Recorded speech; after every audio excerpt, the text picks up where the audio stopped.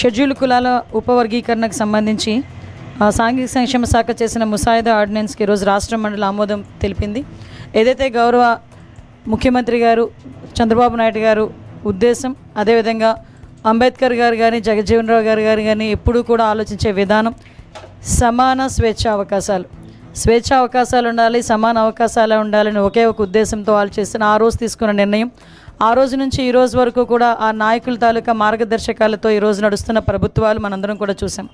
వాళ్ళ తాలూకా మార్గదర్శకాలని, వాళ్ళ తాలూకా దిశానిర్దేశాన్ని కూడా ఈరోజు ప్రజలకు అందజేయాలనే ఉద్దేశంతో గౌరవ చంద్రబాబు నాయుడు గారు తీసుకున్న ఈ నిర్ణయం. అదేవిధంగా సుప్రీంకోర్టు ఆర్డర్ ప్రకారం 1 man కమిటీ వేసే 1 man కమిటీ ఇచ్చిన రిపోర్టు ప్రకారం సుమారుగా చాలా రోజులు 13 జిల్లాలు కూడా కంబైన్డ్ జిల్లాలు తిరిగి ప్రతి ఒక్క కుల సంఘాలు వాళ్ళ తాలూకా అభిప్రాయాలు తీసుకొని ఈరోజు మాకు ఒక రిపోర్ట్ తయారు చేసి ఇచ్చారు. ఆ రిపోర్ట్ని కూడా ఒక 5 man కమిటీని ఏర్పాటు చేసిన గౌరవ ముఖ్యమంత్రి గారి ఆధ్వర్యంలో 5 man కమిటీని కూడా ఏర్పాటు చేయడం జరిగింది.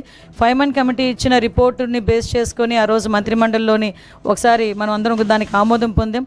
అది మళ్ళీ కేంద్ర ప్రభుత్వం దగ్గరికి వెళ్ళి మళ్ళీ తిరిగి ఆర్డినెన్స్ రూపంలో వచ్చిన తర్వాత ఆ ఆర్డినెన్స్ని కూడా ఈరోజు రాష్ట్ర మంత్రిమండలి ఈరోజు ఆమోదం పొందడం అన్నది నిజంగా చాలా మంచి పరిణామం కింద భావించాలి.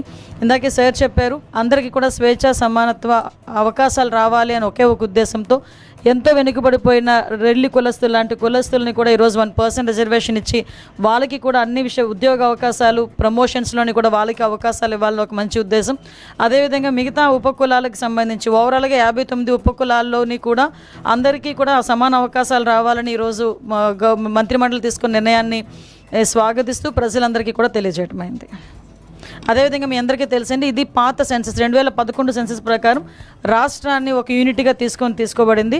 చాలా సంఘాల నుంచి కొన్ని రిప్రజెంటేషన్స్ రావడం వల్ల గౌరవ ముఖ్యమంత్రి గారు కూడా మళ్ళా సెన్సస్ అయిన వెంటనే దీన్ని జిల్లాలకు ఒక యూనిట్గా చేసుకొని కూడా చేయడానికి సిద్ధంగా ఉన్నామని ఇప్పటికే సభలోని ప్రకటించారు, అసెంబ్లీలోని గౌరవ ముఖ్యమంత్రి గారు ప్రకటించడం జరిగింది. దానికి కూడా ఈరోజు ఎన్డీఏ గవర్నమెంట్ చిత్తశుద్ధితో కట్టుబడి ఉన్నామని మాత్రం మేము తెలియజేసుకుంటున్నాం.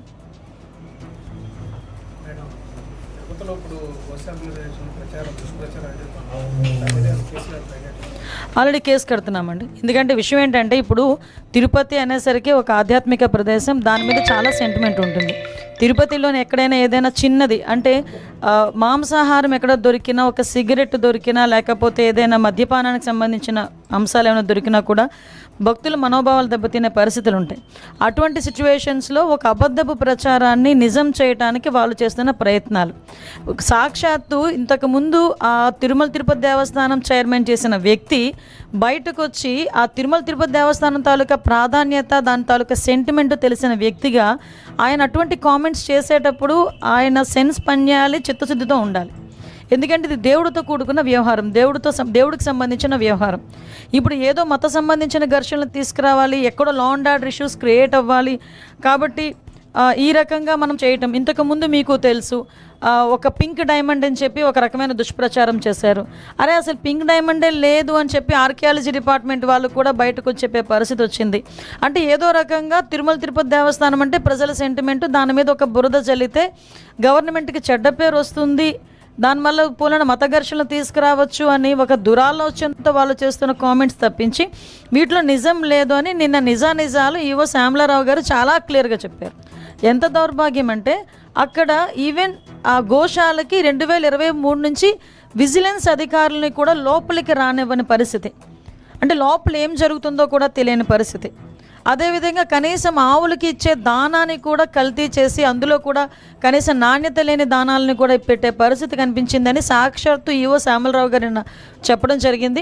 ఎవరైతే ఇలాంటి అసత్యపు ఆరోపణలు చేస్తున్నారో, అసత్యపు ఆరోపణలు చేసిన ప్రతి ఒక్కరి మీద కంపల్సరీగా చర్యలు ఉంటాయి. వీళ్ళు ఎలాగ మ్యానిపులేట్ చేస్తున్నారంటే మీకు ఒక ఎగ్జాంపుల్ చెప్తానండి. రీసెంట్గా మన హెలికాప్టర్ ఇష్యూ మొన్న జగన్మోహన్ రెడ్డి నడిచింది కదా, ఆ రోజు నేను మాట్లాడిన మాట ఏంటంటే భద్రత ఇంత మేము 1100 మందిని భద్రతకి మేము అక్కడ అకామిడేట్ చేసాము, సో ఇది జరిగిందని క్లియర్గా చెప్తే నెక్స్ట్ డే సాక్షిలో ఏం రాశారు తెలుసా, 1100 మంది పోలీసులు మోహరించారు అని రాశాడు. అంటే ఆ రాసిన తెలుగు చూడండి ఒకసారి, భద్రత కల్పించేమో అనడానికి మోహరించేమో అనడానికి ఎంత తేడా ఉంటుందో. అంటే వాళ్ళు అలా రాసి జనాల్ని ఒక రకమైన ట్రాన్స్లోకి తీసుకెళ్ళడానికి ప్రయత్నం చేస్తున్నారు. సో మీకు ఎగ్జాంపుల్కి ఇది చెప్పాను. వాళ్ళ మైండ్ సెట్, వాళ్ళ మైండ్ గేమ్ ఎలా ఉంటుందని చెప్పడానికి. మీరు ఇందాక మన రామానాయుడు గారు చెప్పారు, మత ఘర్షణలు తీసుకురావాలని ఏకైక లక్ష్యం. దానికి ఏం చేశారంటే పాపం పాస్టర్ ప్రవీణ్ పగడాల గారిని ఏదో రకంగా ఓన్ చేసుకుందామని చెప్పి ప్రయత్నం చేసి వాళ్ళ తాలూకా కొంతమంది మనుషుల్ని పాస్టర్గా క్రియేట్ చేసుకొని రకరకాలుగా వాళ్ళ మీద ఎంత అంటే ఒక పాస్టర్ నోట్ నుంచి కొన్ని పదాలు మనం వినం ఎట్టి పరిస్థితుల్లోని కూడా. అటువంటిది మేము పాస్టర్ ముసుగులో కొంతమంది బయటకు వచ్చి నోటుకు వచ్చినట్టు మాట్లాడారు. అయినా కూడా గవర్నమెంట్ చాలా నెమ్మదిగా ఉండి ఇట్టి పరిస్థితుల్లోని సమయం కోల్పోకుండా పోలీస్ డిపార్ట్మెంట్ వాళ్ళు కానీ మేము కానీ చాలా బ్యాలెన్స్డ్కి వెళ్ళాం. ఈ మధ్యకాలంలో జరిగిన సంఘటనలు మీకు తెలిసే ఉంటుంది. నరసన్నపేటలోని ఒక టెంపుల్ మీద వెళ్ళి జీసస్ వర్డ్స్ రాయించారు, ఒక చర్చ్ దగ్గరికి వెళ్ళి జై శ్రీరామ్ అని రాయించారు. అంటే ఇలాంటి సంఘటనలు చూస్తుండేటప్పుడు ఏదో విధంగా మత కల్లోహాలు తీసుకురావాలి, ఇక్కడ లా అండ్ ఆర్డర్ ఇష్యూస్ని క్రియేట్ చేయాలి అన్న ఒక దృక్పథం అన్నది చాలా క్లియర్గా కనిపిస్తుంది. ఇది నేను చాలా సందర్భాల్లో చెప్తానండి. ఒక క్రిమినల్ పాలిటిక్స్లో ఉంటే ఎటువంటి సంఘటనలు జరుగుతాయో అవే సంఘటనలు ఇప్పుడు వాళ్ళు చేయడానికి రెడీ అవుతున్నారు. బట్ మేమందరం చాలా ఫర్మ్గా ఉన్నామండి.